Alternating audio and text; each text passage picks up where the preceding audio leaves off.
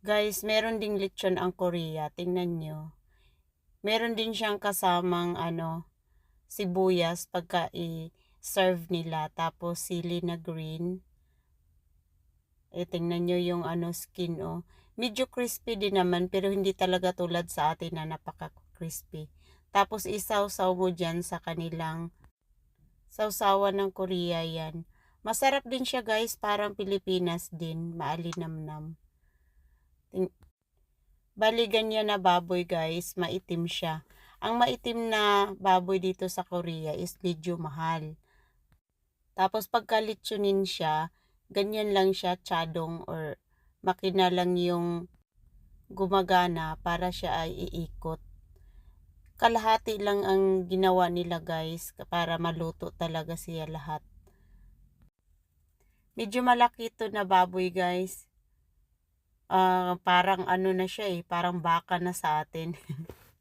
kaya kaya siguro talagang kalahati lang yung niluto nila para talagang lutong-luto.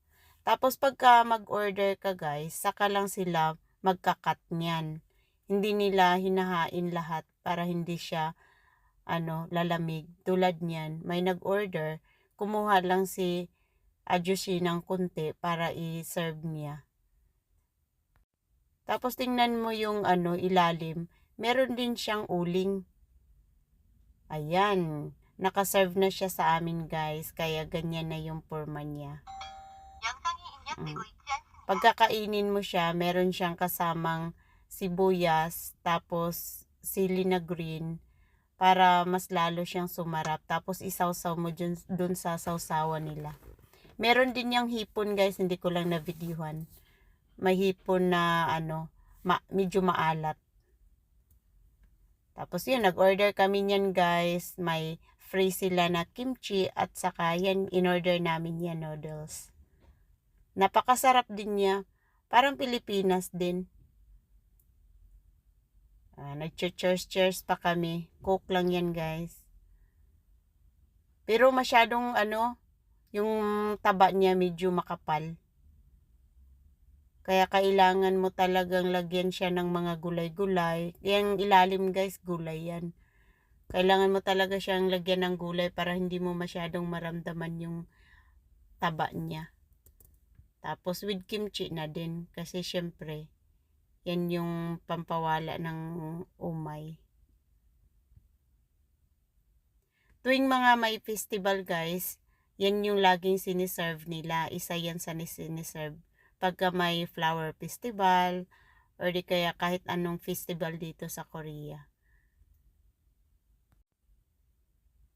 Medyo nasarapan kami niyan guys. Kasi maalinamnam naman talaga din yung luto nila kahit sabihin natin na wala siyang laman sa gitna or walang laman yung tiyan niya. Kasi sa atin di ba pag magluto tayo may kasamang tanglad. Yan naman guys is ibang putahe. Pwede ka din mag-order ng mga ganyan kasi nga flower festival yan kaya may iba-ibang uri ng pagkain na Korean food. Masarap din yan guys pero hindi na kami umorder niyan kasi medyo na din kasi. Medyo busog na.